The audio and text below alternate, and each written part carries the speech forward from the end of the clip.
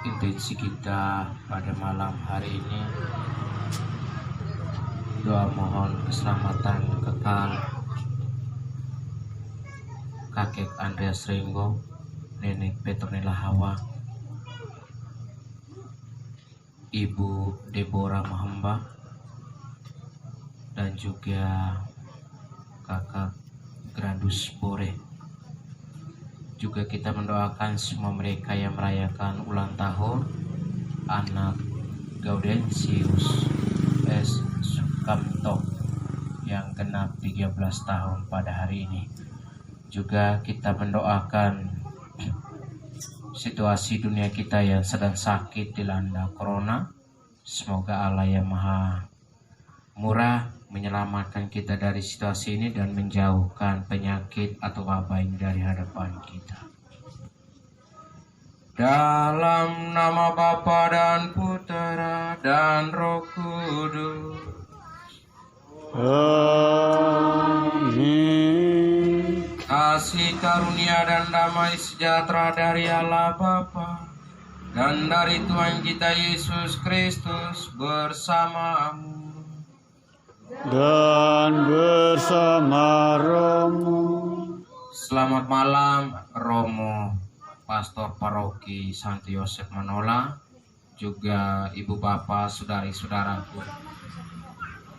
Apa kabar kalian? Saya juga baik. Situasi baik ini, situasi yang mendatangkan sukacita ini, bukan karena kehendak kita manusia, tetapi kepedulian Allah terhadap umatnya. Kepedulian Allah yang berani berkotor tangan bersama umatnya. Situasi baik ini juga bisa mengumpulkan kita sebagai umat Allah yang percaya kepada Dia yang mengutus putra tunggalnya kepada kita. Nah, malam ini dalam situasi baik juga kita percaya sebagai umat beriman bahwa kepergian orang kekasih kita, kepergian orang yang kita sayangi sebenarnya membuat kita gundah gulana. Makan pun tak sempat. Daging enak bagaimanapun rasa sepertinya hampa. Dengan satu keyakinan bahwa kepergian Grandus Bore ini menghadap Sang Pencipta, sebenarnya dia pergi untuk menyiapkan tempat bagi saudara-saudaranya yang 12 orang lainnya. Saya tidak tahu setelah yang sulung ini siapa, apakah mulai dari yang bawah ataukah ikut. Itu tergantung dari Allah. Kira-kira dia membuka amplopnya mulai dari mana? Dari atas atau dari bawah? Iya. Tergantung dari SK yang diberikan Allah kepada kita. Semua kita dengan merayakan Ekaristi kematian, sebenarnya kita sedang merayakan Ekaristi kematian kita masing-masing. Hanya saatnya untuk masuk di dalam peti itu yang belum. Oleh karena itu, mari ibu bapak, saudari-saudara,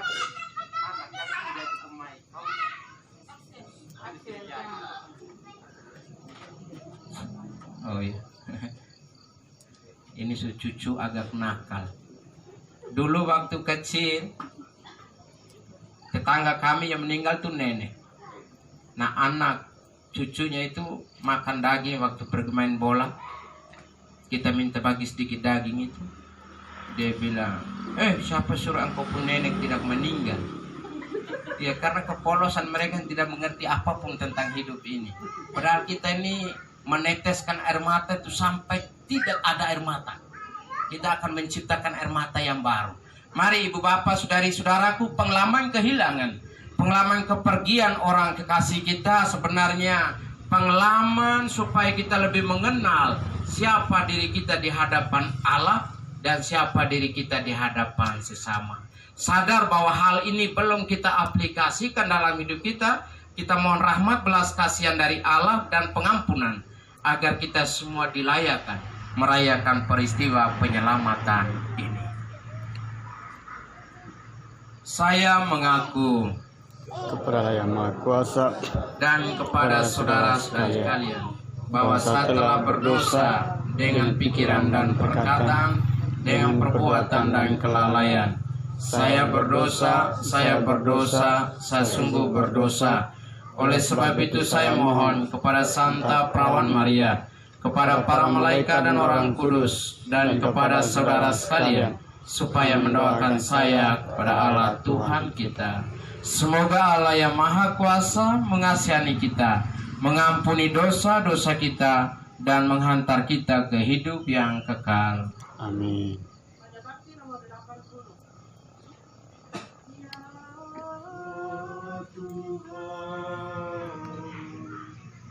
Kasihanilah kami, ya Tuhan. Kasihanilah kami, Kristus. Kasihanilah kami.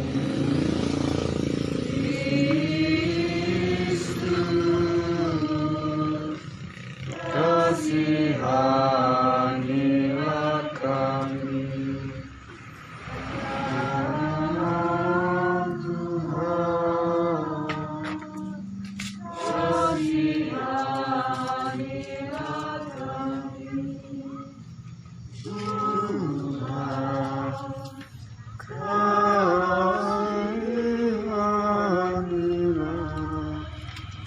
Kasihanilah kami. Marilah berdoa. Allah Bapa sumber kehidupan dan kebahagiaan, iman kami telah Kau teguhkan dengan kebangkitan Putra-Mu dari alam maut. Teguhkanlah juga harapan kami dalam menantikan kebangkitan para hamba.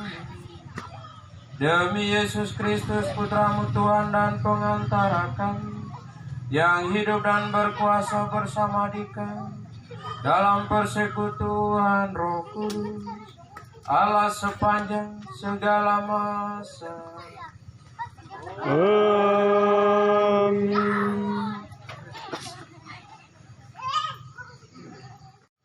Pembacaan dari kitab Yesaya. Di gunung ini Tuhan segala kuasa akan menghidangkan suatu jamuan yang mewah bagi segala bangsa. Di gunung ini Tuhan akan mengoyak selubung yang terbentang di atas segala bangsa dan tudung yang menutup umat manusia. Maut akan dibinasakan selama-lamanya, dan air mata akan dihapusnya dari wajah semua orang.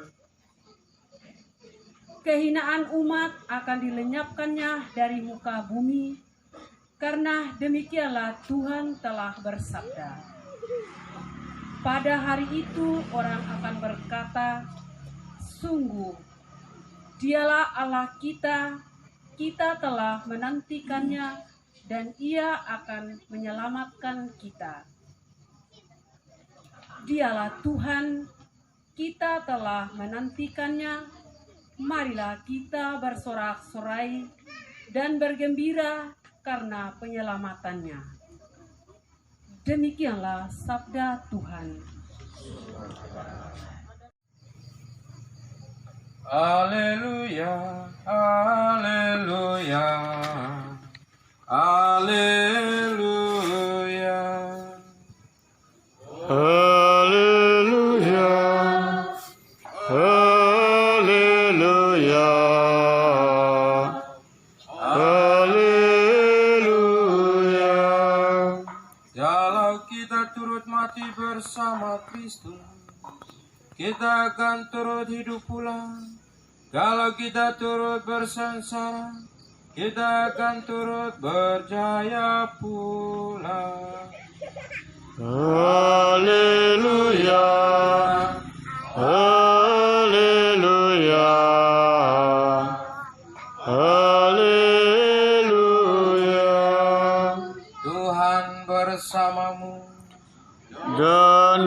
bersama roh. Inilah Injil Yesus Kristus menurut Markus. Dimuliakanlah Tuhan. Pada hari Yesus disalibkan, mulai pukul 12 siang sampai pukul 3 sore, seluruh negeri diliputi kegelapan. Pukul 3, Yesus berseru dengan suara nyaring, Eloi, Eloi, lama sabachthani, yang berarti, Allah, ya Allahku, mengapa engkau meninggalkan aku? Beberapa dari hadirin yang mendengar itu berkata, ia memanggil Elia.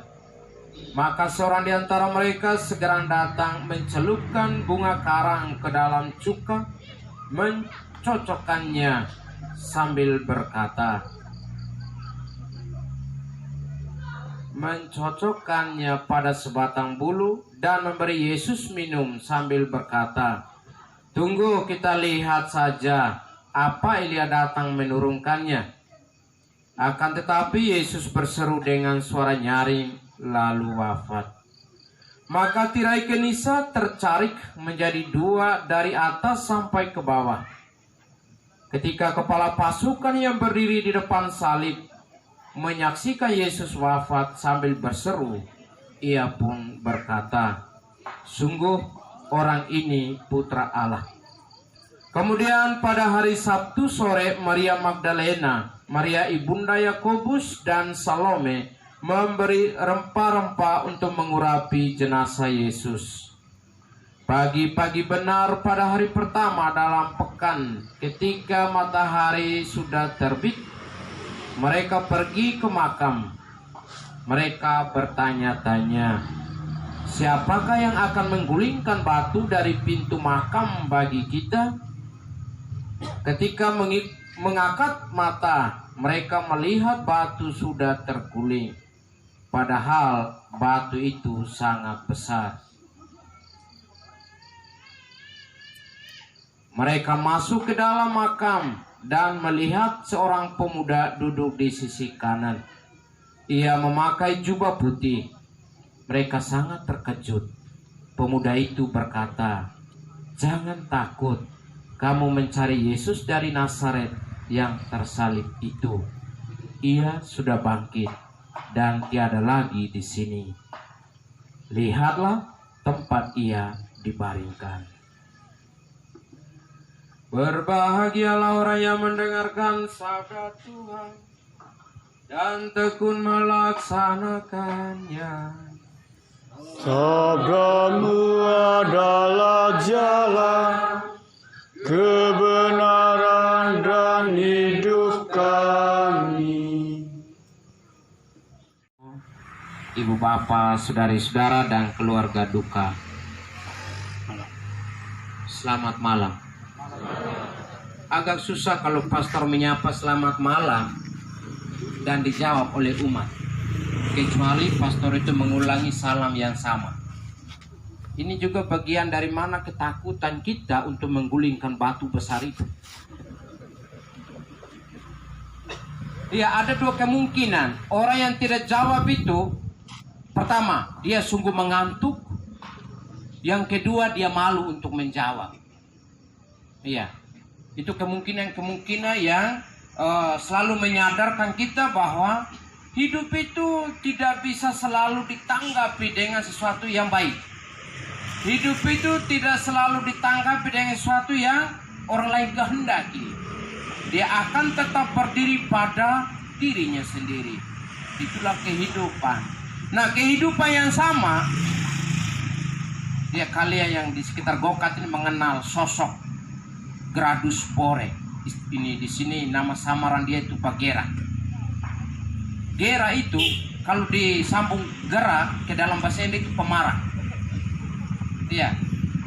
Maka tidak heran kalau Pak Gera ini sangat gerak dan marah. Kuat maki. Ya, saya sudah kerja di LSM waktu itu, sudah bawa beras 2 karung untuk dia ini. Masih tetap maki pula. Ini kakak saya pasti dia senyum-senyum. Itu dia tidak bisa pungkiri kalau pernyataan saya malam ini seperti itu. Saya baru naik dari bawah itu dia motor. Waktu itu saya motor ini dari kantor, bukan motor milik sendiri. Sangat miskin dulu itu. Motor gaya dengan motor orang, gaya dengan motor dinas, orang bilang plat merah. Jadi masuk sampai sini dia langsung tanya, kau bawa apa untuk kami? Saya dalam nada cemas, apalagi yang paling kecil tuh. Saya bilang, kakak ini belum tanya sudah makan tuh belum. Berasal dari Totok itu belum makan. Saya waktu itu tugas di Totok. Jadi orang-orang di sini kenal saya. Jadi masuk. Beliau itu kalau tidak memberikan apapun, dia tidak membuka pembicaraan. Setelah dia bertanya, engkau bawa apa untuk kami? Bulan berikut, pas ini distribusi bahan pangan, saya dapat 3 karung. 2 karung beras, 1 karung susu, WSB, Weight Sweet Blend. Tidak tahu itu bahasa Inggris apa artinya, tanya guru bahasa Inggris nanti. Bawa begini. Kakakku ini senyum-senyum saja. Baru dia bilang, oh kau sudah ada gaji ya? Kau sudah ada gaji ya? Saya bilang tidak kakak, saya hanya mau terima kasih dengan kakak. Karena kakak yang sudah membuka pintu untuk kami bekerja. Jadi sekarang ucapan terima kasih untuk kakak, makanlah apa yang adik berikan. Senyum. Hari itu tidak ada kata kotor dari mulutnya. Tidak ada kata kotor dari mulutnya. Duduk makan mewah, tetapi sayur bayam saja. Iya, Mama kakak Nelti lagi. Mama Nelti masih hidup waktu itu. Mari adik Ovan makan. Saya bilang oke, makan. Buka di kasih keluar tutup saji, nasi dengan sayur bayam. Lebih baik saya makan di Totok daripada makan di rumah. Jadi kalau kakak sudah terlalu marah itu saya selalu lakukan. Pantas orang di sini bilang gera. Kalau ke bahasa Ende itu gera itu marah itu kakak di sini. Ya, sampai terakhir minggu yang lalu atau ya, saya kira minggu lalu, 2 minggu lalu video call dengan beliau. Hanya menangis. Saya bilang menangis, menyesal sudah terlambat kakak. Ini sudah dekat-dekat dengan pintu kubur, perlu menangis kita pusing. Iya. Muka marah, kuat maki, tidak ada yang dekat dengan dia. Belum lagi kalau kakak perempuan juga tusuk-tusuk tuh. Kita mau lari kemana ini? Sudah hidup di perantauan, baru kakak pun gaya seperti itu. Adik-adik mau pusing, macam ular toh. Kalau kepalanya berhenti, ekornya harus terputar sah. Ekor terputar begini. Nah hari ini Injil ini saya sangat tertarik dengan bacaan Injil ini. Ada satu situasi yang dialami oleh ibu-ibu ini. Memang kerja di belakang atau di kebun itu kalau mau cungkil batu, cungkil tanah, balik tanah, apa semua itu laki-laki cocok. Pacul, apalagi di Laura ini tanah keras sekali. Syukur kepada Allah sudah beberapa hari ini hujan. Celakalah mereka yang tidak menyiapkan lahannya. Iya. Pertanyaan mereka dalam perjalanan menuju kubur Yesus. Kira-kira siapa yang akan mengeluarkan batu besar di sana ini? Pertanyaan sama akan dilontarkan oleh ketiga anak saya dan cucu-cucu yang ada di sini. Siapa yang akan mengeluarkan batu besar dalam kehidupan ini? Bukan batu secara fisik ini, tapi batu yang konotasinya persoalan hidup, tantangan hidup, dan sebagainya. Siapa yang akan mengeluarkan itu? Tapi Yesus mewakili melalui orang yang duduk di samping kubur tadi mengatakan, jangan takut, kamu sudah mencari Yesus itu yang disalibkan. Ya situasi ini setelah menyadari kerapuhan, keterbatasan kita sebagai manusia yang tidak bisa membuat atau menyelesaikan persoalan hidup, mungkin Yesus juga akan mengatakan jangan takut. kamu sedang mencari dia yang disalibkan itu. Iya, ini saya mau pesan kepada ketiga anak saya dengan istrinya, dengan suaminya, mereka dan cucu-cucu ini. Hiduplah selalu dalam pengharapan. Karena menurut Bapak Paus Benediktus ke-16 itu dalam ensiklik pertamanya Spe Salvi, baris pertama itu ditulis di sana, Spe Salvi Facti Sumus, dalam pengharapan kamu diselamatkan. Jika kita sungguh berharap dan percaya kepada Allah, penderitaan, apalagi kehilangan orang-orang kesayangan, orang kecintaan kita, mungkin kita akan dengan ikhlas memberinya. Karena semua kita sudah ada di dalam amplopnya Tuhan Allah. Jadi kalau yang pemalas ke gereja itu saya sering omong di rumah dong. Kamu yang pemalas, ini Tuhan lihat begini, langsung pikir, ini siapa ya? Dia buka-buka amplop ini. Kira-kira siapa dia ini? Pas buka baca begini, Benediktus Saul. Pergi sudah. Kamu sedang makan atau sedang baca di kebun, pergi. Tapi itu situasi batu besar yang perlu dikeluarkan dari sana. Tapi dengan satu keyakinan atau sebuah kepastian di sana, setelah mereka sampai di pintu kubur, batu sudah digulingkan. Kuasa Allah itu akan menyelamatkan kita, akan menyelamatkan setiap orang yang selalu hidup dalam pengharapan. Karena kita hidup itu untuk Kristus, mati juga untuk Kristus. Hidup bersama Kristus, mati juga bersama Kristus. Nah, setelah mendengar peristiwa kematian Gradus Bore yang orang Gokat panggil Gera ini, Pak Gera, Garam Braka. Ya, Garam Braka itu pemarah juga itu kakak ini. Jadi saya coba kontak si cucu kesayangan saya di Kupang. Saya bilang bagaimana? Dia menangis sampai semati. Chatting saja. Chatting, bertanya bagaimana Pater? Beta pulang tidak? Saya bilang saya tidak ada uang. Saya bilang kau pembab mama bagaimana? Mereka tidak beritahu begitu. Saya bilang ini kita pusing. Sepanjang chatting itu saya tidak pernah kirim emoticon yang air mata keluar. Saya kirim emoticon lah. Ya, supaya memberi penghiburan untuk dia yang merasa gundah gulana. Dia tidak sadar bahwa adik yang paling kecil juga sangat menderita. Iya, tidak hanya dia yang sebagai cucu, tapi saya ini sangat dekat ya. Kalau dia tidak ada dulu, mungkin pas dia lahir, dia hidup, mama meninggal. Kami yang lain tidak direncanakan sudah. Kira-kira bagaimana? Mungkin tidak ada ketemu dengan kalian, apalagi ketemu dengan Pastor Prof yang mungkin, tapi tidak.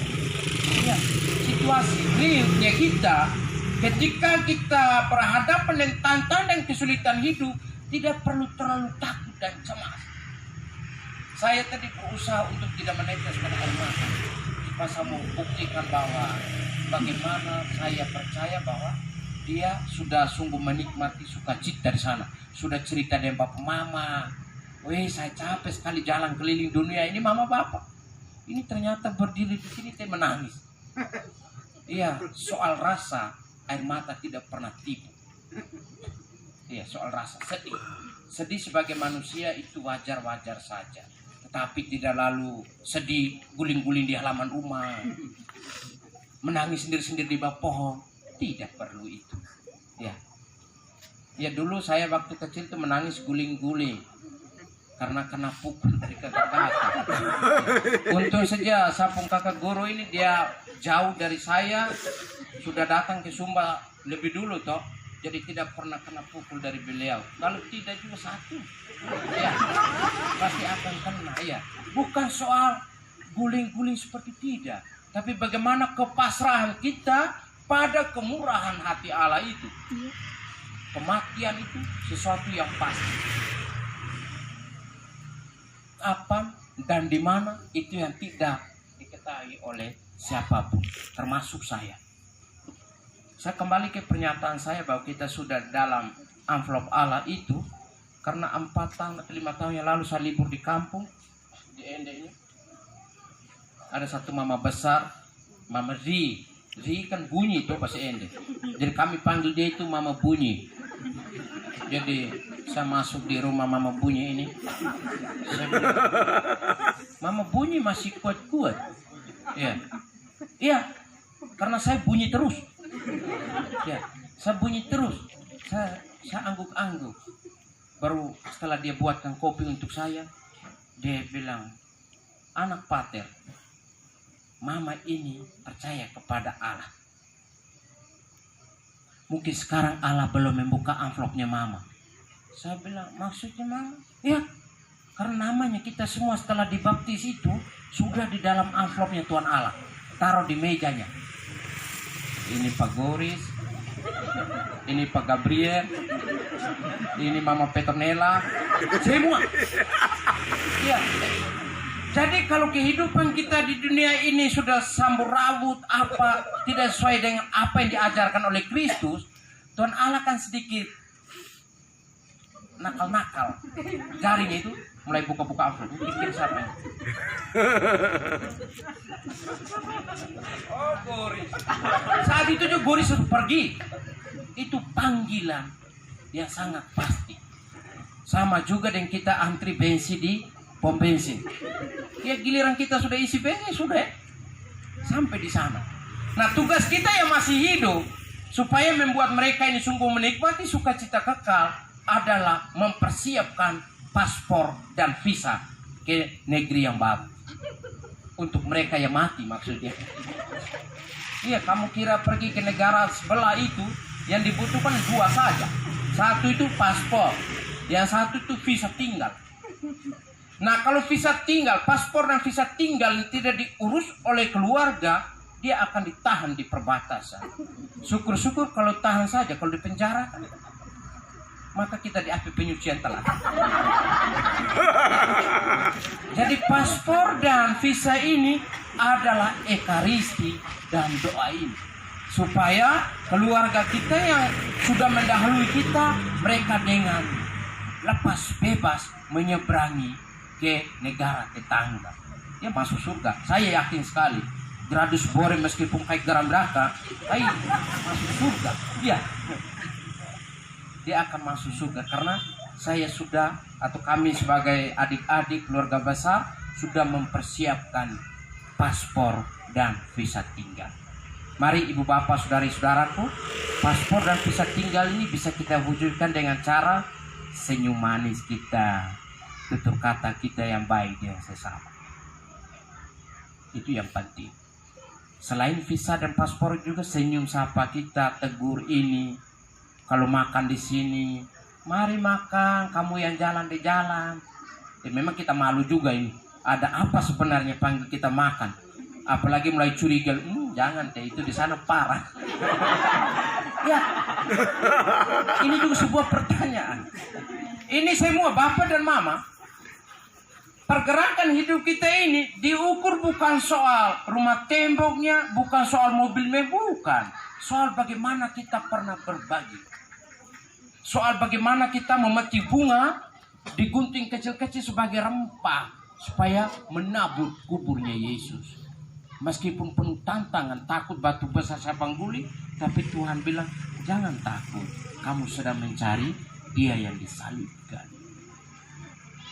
Mari, bapak dan mama saudari-saudaraku, keluarga duka, adik, anak, ketiga orang dan cucu, kita belajar selalu untuk hidup dalam pengharapan.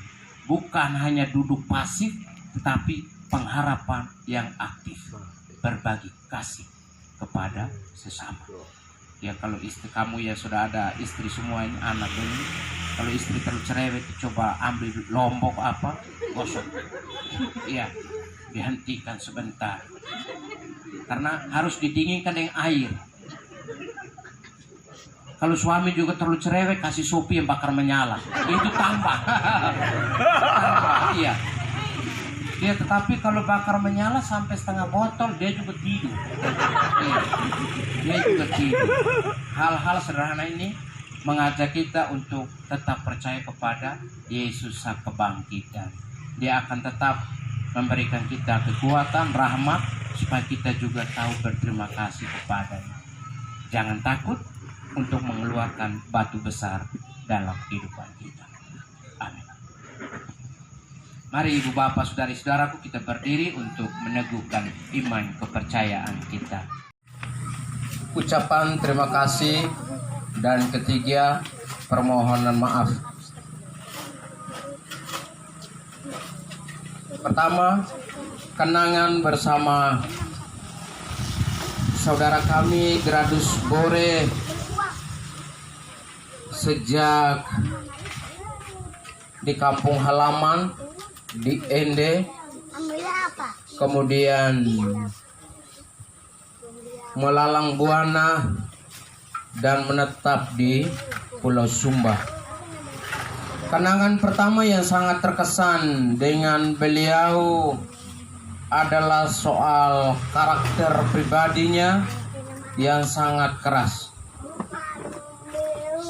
Sebagai adik, sebagai saudara, apalagi yang termuda ini, akan selalu mengikuti apa yang sudah dikatakan oleh beliau. Apapun yang dikatakan harus dilaksanakan, kecuali hal itu akan dibantah oleh bapak dan mama. Itu semua dimentahkan baru bisa. Kalau yang adik-adik memang tidak punya kesempatan berbicara di hadapan abang terbesar ini, almarhum.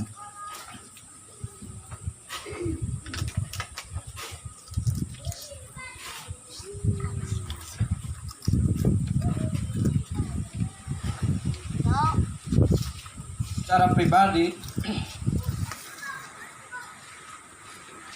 kenangan tidak bisa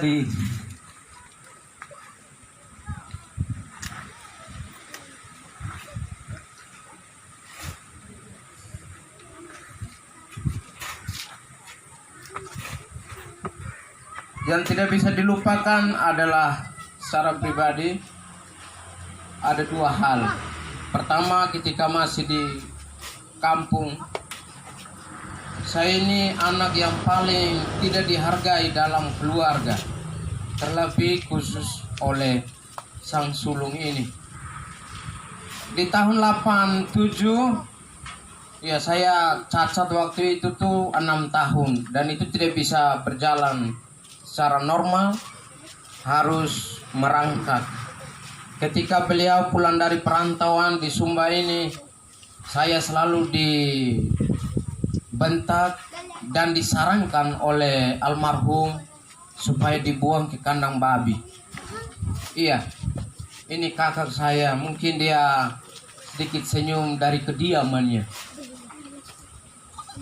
Ketika hal itu disampaikan secara terus-menerus, ada ungkapan cinta yang sangat tulus di dalam keluarga yang ditampilkan oleh sang bunda. Ibu tercinta begitu setia merawat saya sampai berdiri yang jenis sekarang ini nih, dengan gaya nakalnya, kriwilnya, semua. Itu hanya karena bagaimana menyelamatkan dari permintaan sang sulung supaya anak ini tidak cocok masuk dalam kelompok keluarga. Itu kenangan yang mungkin sangat membekas dan tidak akan dilupakan ketika beliau masih hidup bersama kami. Kenangan kedua yang tidak bisa dilupakan juga ketika di tahun 94 kami dibawa oleh saudara yang satu yang dulu pernah tinggal bersama dengan beliau di Kodi, Pondok Kodi kalau tidak salah. Kami dibawa dan disekolahkan di wilayah Wejewa Selatan dan NTG. Setiap kali Natal dan Paskah, wajib hukumnya kami harus datang menyalami beliau. Kata dia bahwa sekarang orang tua kalian itu adalah saya, apalagi kau yang muka jelek itu. Ya, saya diam saja. Masa waktu itu jelek sekali, tapi sekarang ganteng. Iya, kegantengan saya ini dia membuat orang lain juga jatuh cinta, tapi dalam hati saja. Bagaimana dia memperlakukan kami adik-adiknya itu semacam dalam kawasan militer. Iya. Woi, kerja sana. Woi, gali di sana. Woi, angkat ini, angkat situ. Jadi dengan gaya didikan dia yang sangat keras ini membuat saya yang usia yang sangat muda hampir sama dengan usia anak yang pertama ini, saya juga hampir tidak dihargai oleh anak-anaknya yang adalah anak saya sendiri. Ya, mau bilang apa, datang di rumah kakak sulung ikut saya, apalagi makan enak waktu itu. Kami datang dari menolak kunjung kakak sulung itu sebenarnya lari dari situasi yang kurang nyaman di sana untuk makan enak di sini. Iya. Ya, saking enaknya ini membuat kami juga hampir ya teman bermain juga dengan si Nelti, Sensi dan Morris. Ya, kalau di kampung ini status bapak meskipun kecil, anak itu harus dengar. Ya, kadang anak sudah sama besar, apalagi sudah hidup berkeluarga, tidak mendengar bapak lagi, si kecil begini nih. Sensi sangat sekali. Jadi itu kenangan bagaimana dia menanamkan sesuatu yang sangat prinsipil dalam hidup, bahwa hidup itu sungguh keras adik-adik. Hidup itu butuh perjuangan yang ekstra, yang sangat ekstra, supaya nanti ke depan berhadapan dengan tantangan dan kesulitan yang membuat kalian merasa galau, kamu sudah bisa bertahan. Memang dalam permenungan saya, dari gaya didiknya sang sulung ini, ya saat dia perintah itu menyakitkan, tetapi setelah jadi orang, ya anggap saya sudah semakin ganteng ini, ya kita sungguh mengerti, ternyata didikan seperti itu yang membuat orang hidup mandiri, membuat orang mengenal pahit dan getirnya kehidupan ini. Nah, si sulung ini anak pertama. Refleksi lebih jauh bahwa kehadiran dia itu menyelamatkan kami yang ke-12an lainnya. Jadi ibu bapak saudari-saudaraku, kami ini sebenarnya ada 13 orang. Dia laki-laki 7, 6 perempuan. Laki-laki yang paling muda saya, yang selalu dibully, dicemooh oleh sang sulung ini. Iya. Dalam buku kehidupan bapak dan mama almarhum dan almarhumah ini, lembaran-lembaran sudah mulai sobek satu demi satu. Mulai dari sang sulung sekarang. Tidak tahu apakah nanti kertasnya robeknya mulai dari belakang atau dari depan dia berurutan. Itu tergantung dari sang kehidupan. Iya. Ya, tadi dalam nada kelakar, senyum-senyum, saya hanya mau menghilangkan rasa sedih kehilangan sang sulung ini. Nanti bapak dan mama yang sudah berbahagia di surga.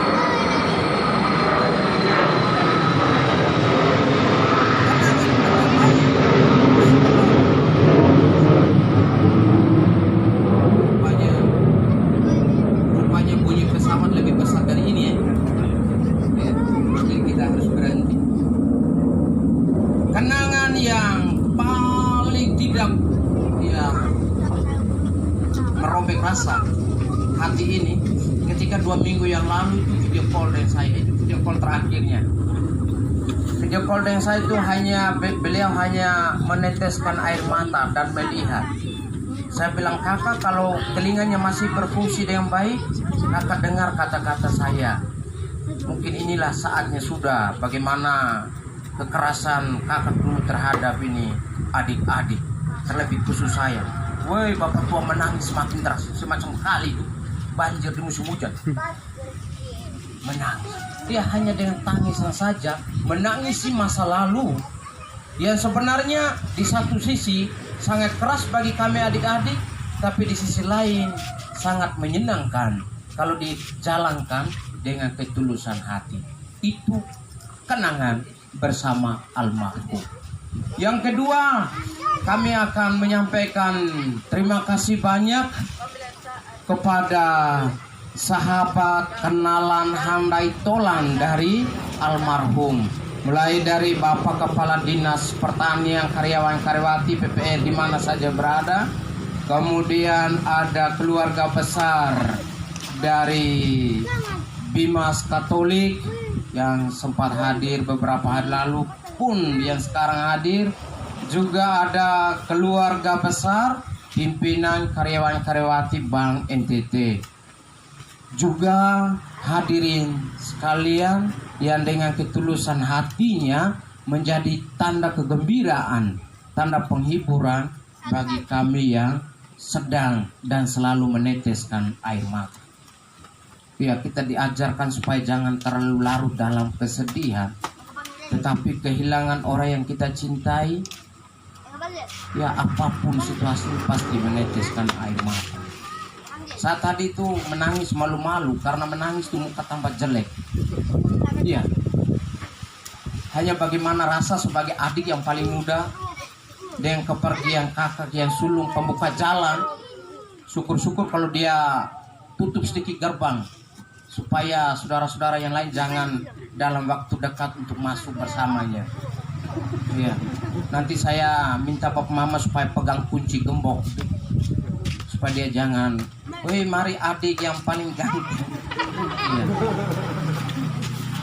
Ya, saya yakin dan percaya dia akan mendoakan saya, dan saya sudah mempersembahkan yang paling mulia dan yang paling berarti bagi kehidupan dan keselamatan kekal saudara saya melalui perayaan Ekaristi di malam kedua. Saya kira itu kenangan-kenangan mulai dari masa kecil. Kalau saya cerita semua ini mungkin 3 bulan baru habis. Masa kecil, masa merantau di Sumba, dan juga masa saya sebagai imam.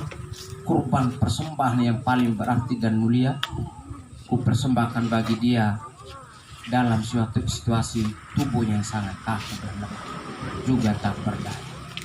Ketiga, minta maaf dari kami pihak keluarga jika dalam pelayanan kami mulai dari hari kematian sampai di penghujung kebersamaan kami keluarga dengan almarhum, mungkin dari segi pelayanan, tutur kata, mungkin kurang berkenan di hati Bapak dan Mama.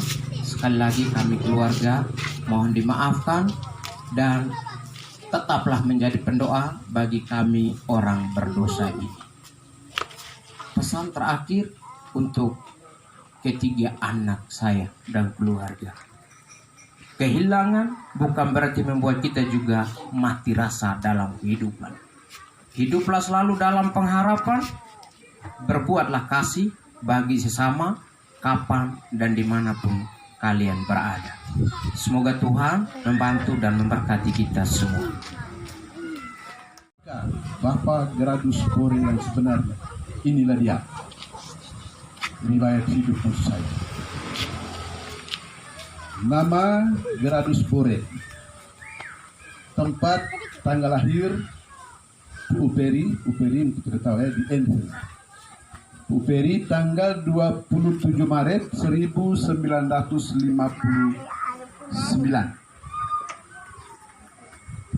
Ayahnya atau bapaknya Andreas Rengo sudah meninggal. Ibunya Petronella Hawa pun sudah meninggal. Bapak Gradus ini putra sulung dari ke-13 bersaudara yang disampaikan oleh Romo Ovan tadi. Ya, kalau di itu masalah dia. Kalau kita di sini Ketua Rato Merapu.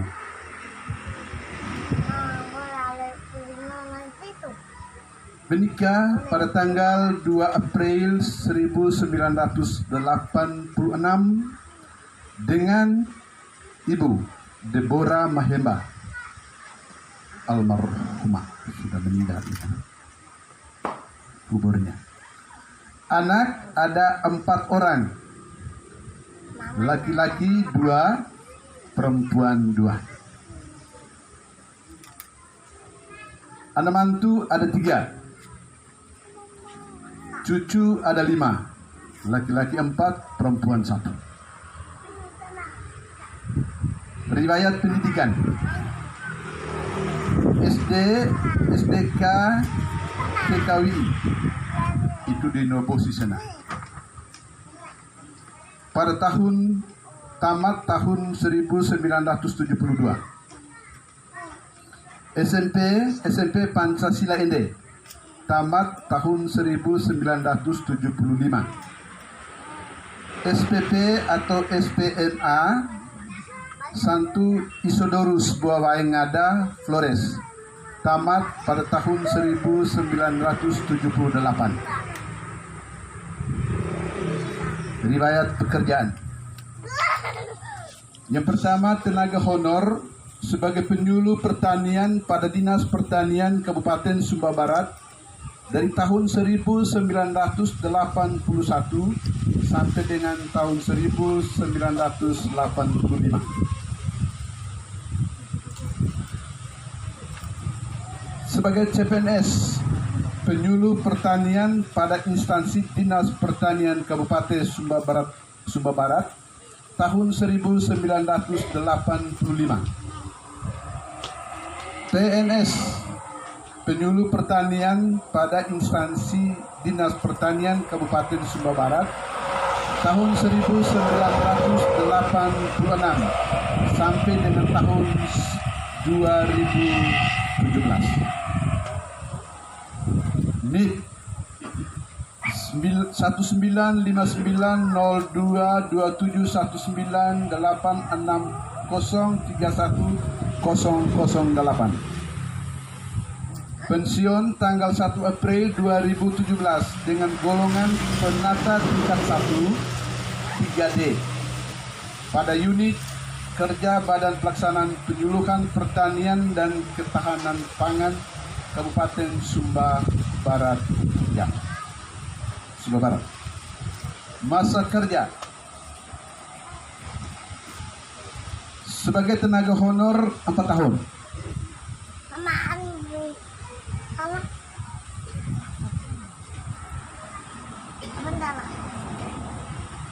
Sebagai PNS 34 tahun 9 bulan. Ini pengabdian Bapak Gradus Bore sebagai ASN. Riwayat sakit. Stroke dari tahun 2009 sampai dengan ia wafat.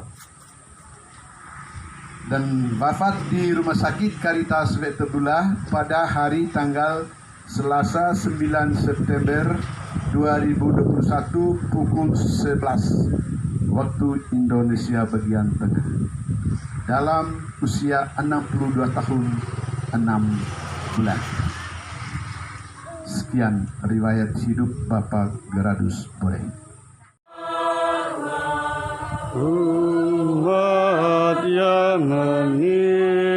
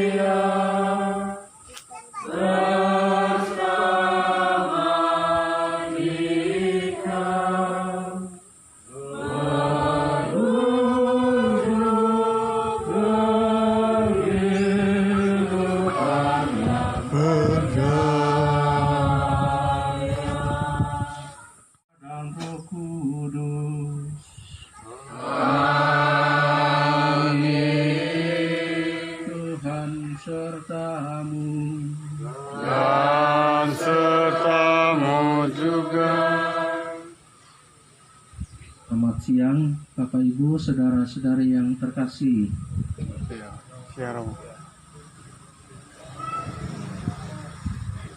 Saya kira saya akan menjadi AKM. Terima kasih banyak untuk perhatian dan cintamu bagi saya, bagi adik-adik kandungmu, anak-anakmu, dan semua keluarga, sahabat kenalan. Terima kasih banyak untuk segala contoh hidup yang merupakan Injil yang hidup yang Engkau sabdakan, yang Engkau wartakan pada kami selama hidup di tengah dunia ini. Bapak Ibu, saudara-saudariku yang terkasih dalam Tuhan kita Yesus Kristus, semua kita akan mati. Hanya waktu dan tempat dan persoalan yang berbeda.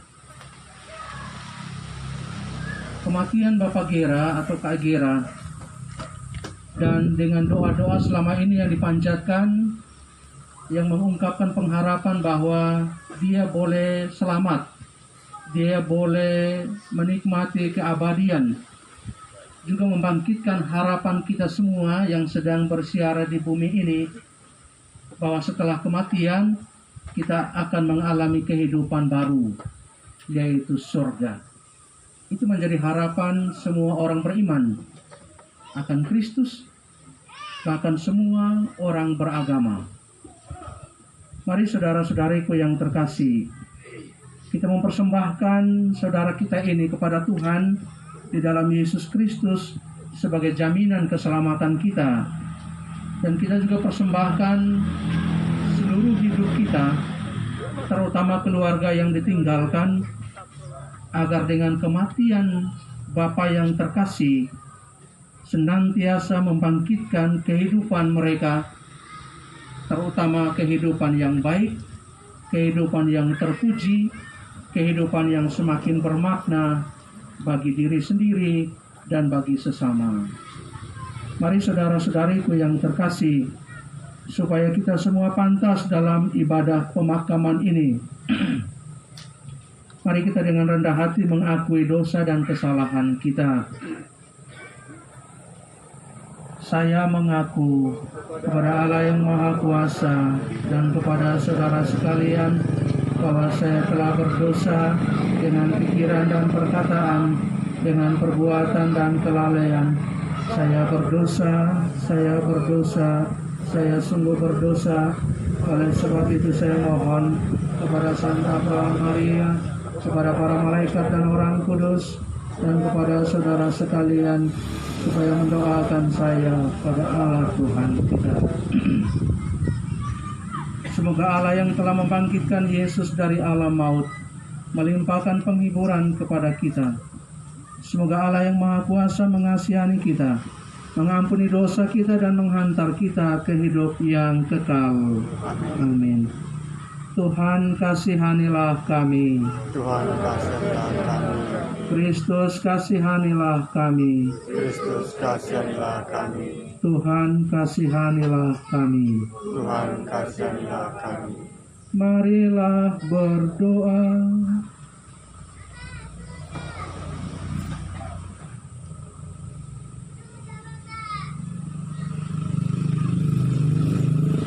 Allah yang kekal dan kuasa, asal dan tujuan hidup kami, pandanglah dengan penuh kasih sayang kami semua yang berkumpul di tempat ini untuk menghantar saudara kami, Bapak Gradus Bore, ke peristirahatannya yang terakhir.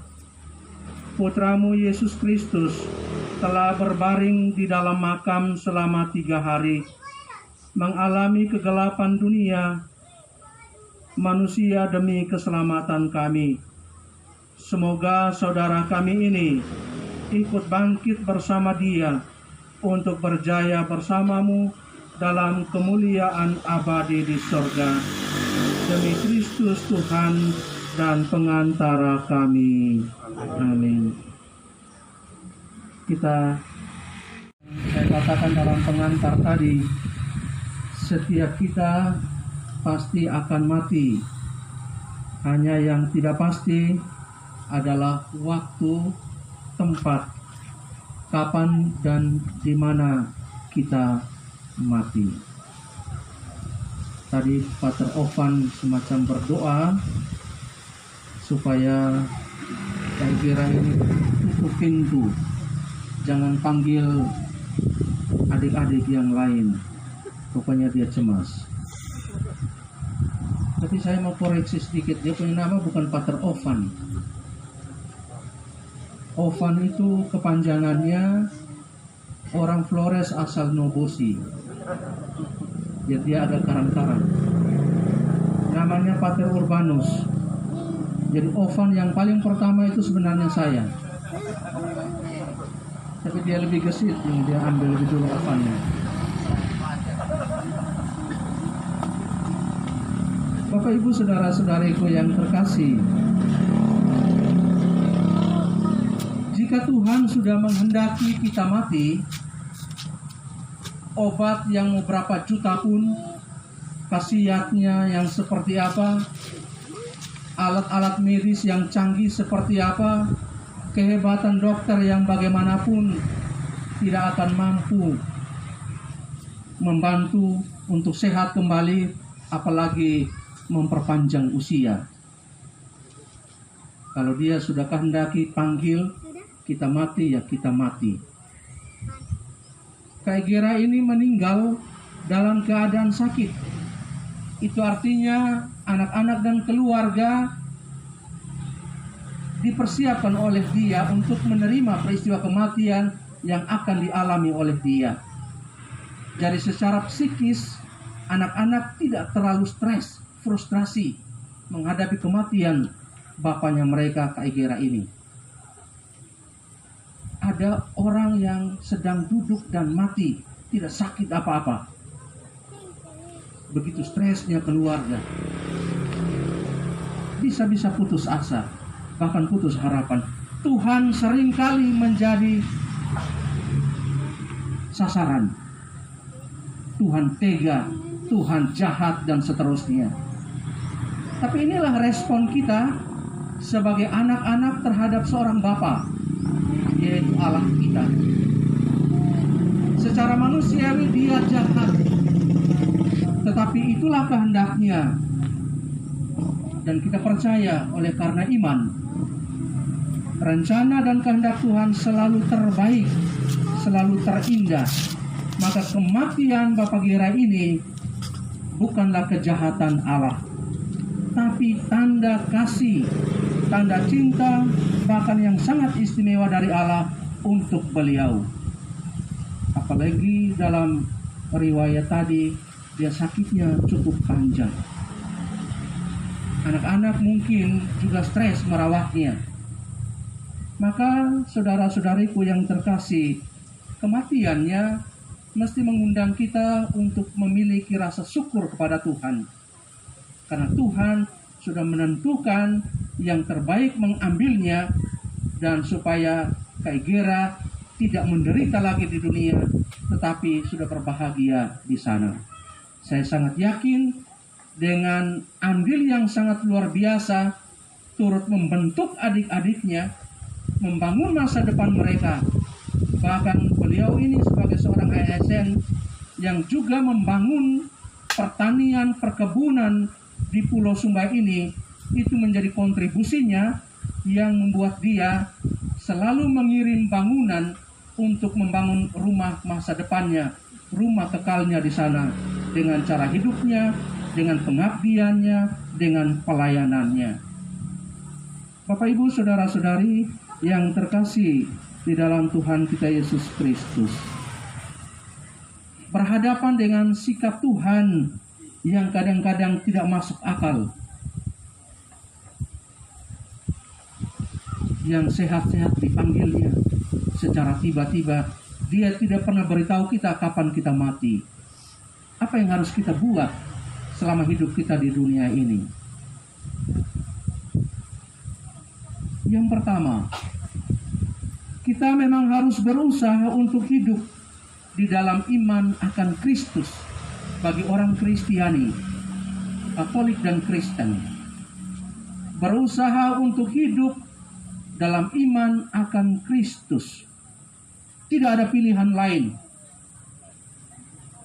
dan tidak tawar-menawar. Yesus sendiri pernah bilang,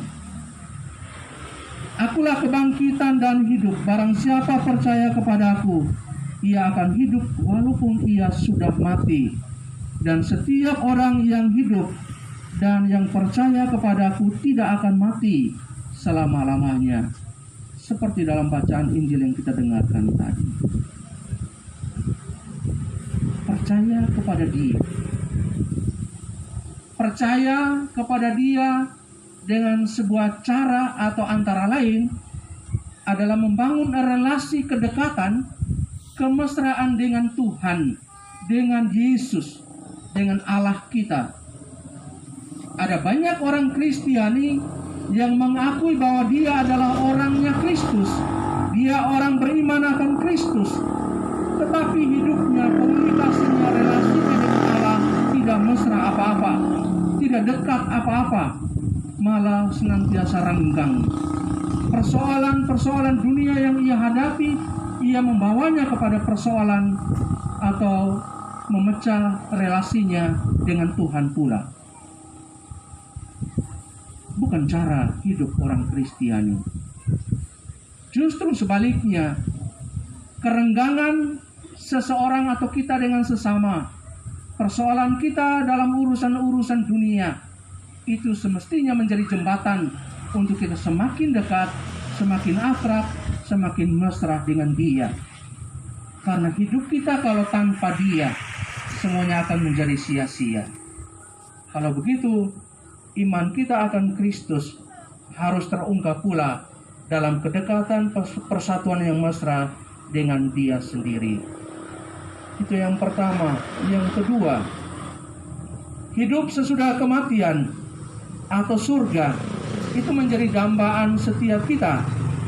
Namun untuk menggapai keadaan itu sangat ditentukan oleh perilaku kita, oleh cara hidup kita di dunia ini. Kita mesti ingat, dunia ini tempat yang sementara untuk kita, tidak kekal. Tetapi yang sementara ini sangat menentukan kekekalan kita. Oleh karena itu, cara hidup kita, perilaku hidup kita, itu yang menentukan kita pula bagaimana kita menggapai harapan kita untuk memiliki surga.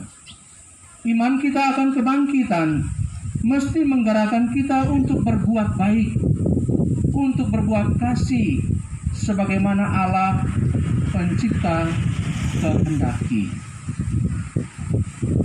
Saudara-saudariku yang terkasih, sebagai orang beriman, tidak cukup di hati iman kita, apalagi pada kata-kata.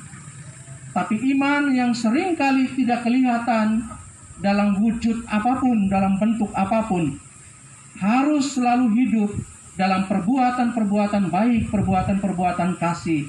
Itulah iman yang terbaca, itulah iman yang kelihatan, itulah iman yang hidup.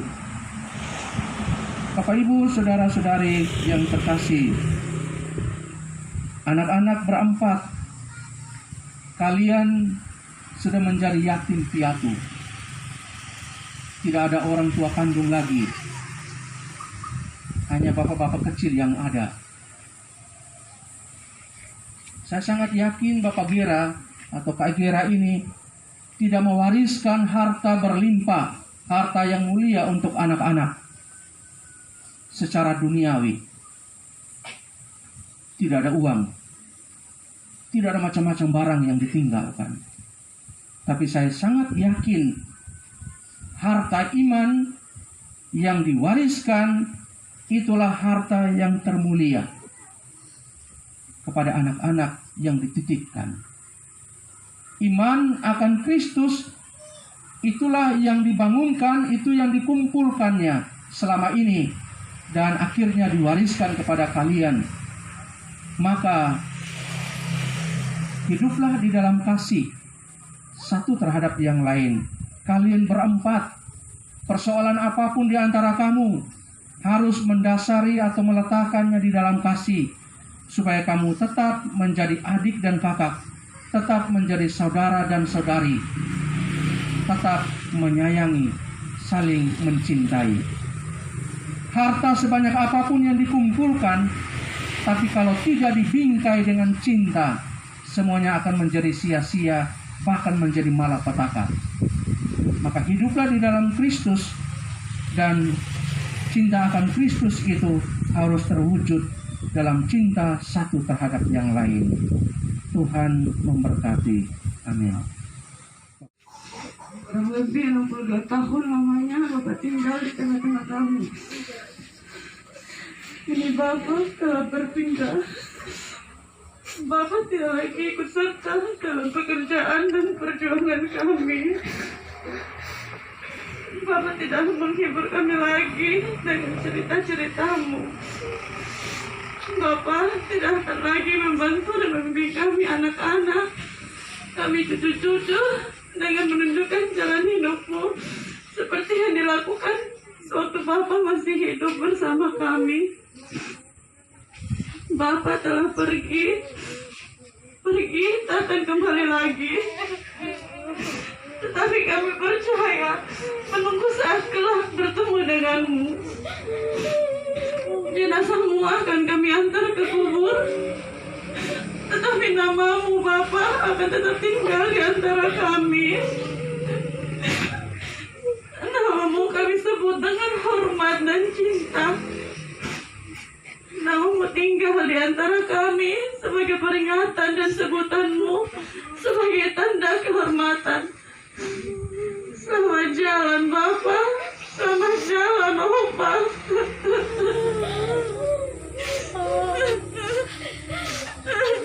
Yang kedua anak Morris, tapi yang pertama anak Chelsea, tapi yang kedua anak Morris,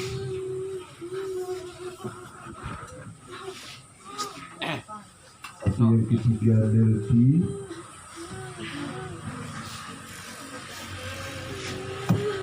tapi yang keempat Bapak Delan dari Pilih Ipar.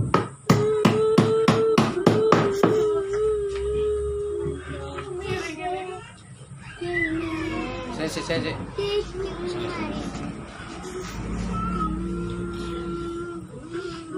Ya.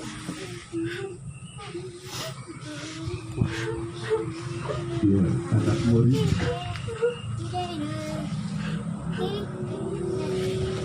Lihat bye-bye.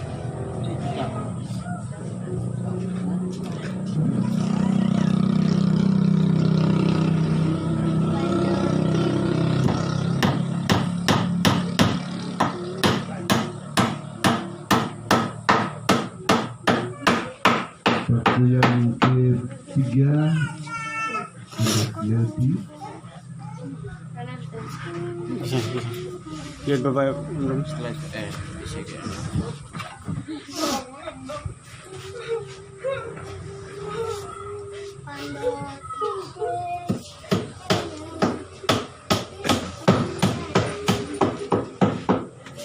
waktu yang berikut Bapak Delan mewakili Ipar. Di tengah nih, Bapak.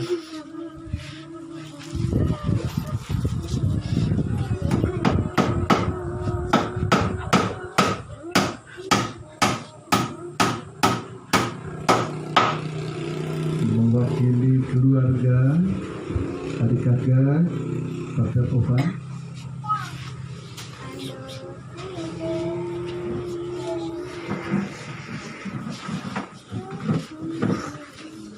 Siap-siap waktu yang berikut Bapak Ketua Lingkungan Bapak Tia.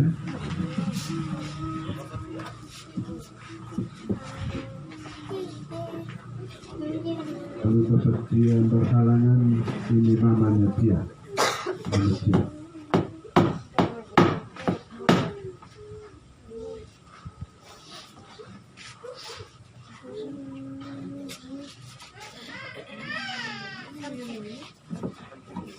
Tapi yang berikut nanti dari pemerintah tempat, pemerintah desa, Bapak Oce.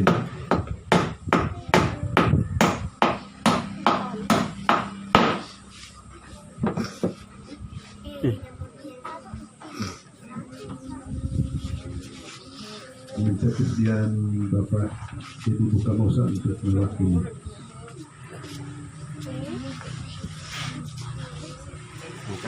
Lihat baik orang.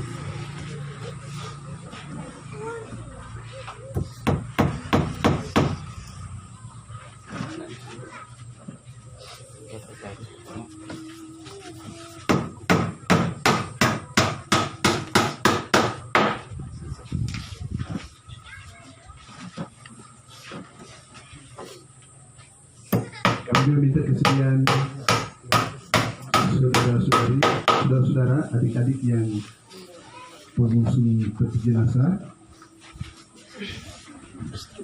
Sesi, Luther Muto, Lensi, Yanus, dan David bisa mendekati di samping kiri kanan peti jenazah. Ya itu. Lensi, Luther Muto, Yanus, Lensi, dan David.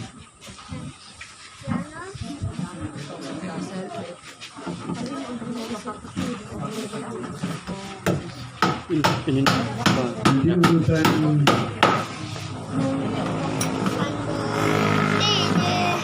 pengusungan peti jenazah ke kubur, yang pertama itu pembawa salib, lilin, dupa, gambar di sini fotonya Bapak Gerardus, bunga rantai,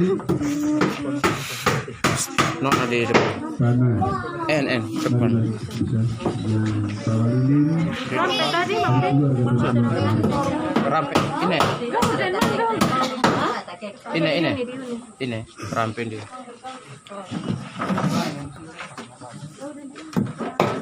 Itu. Pasang. Bapak Ibu undangan berdiri di tempat. Kayak.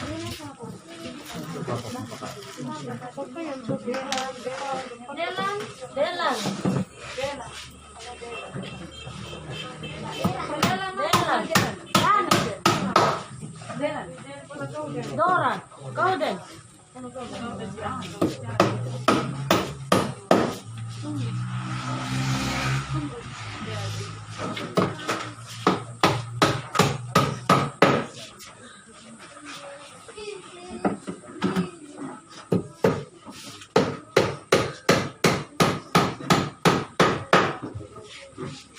Sensi. Di sini satu.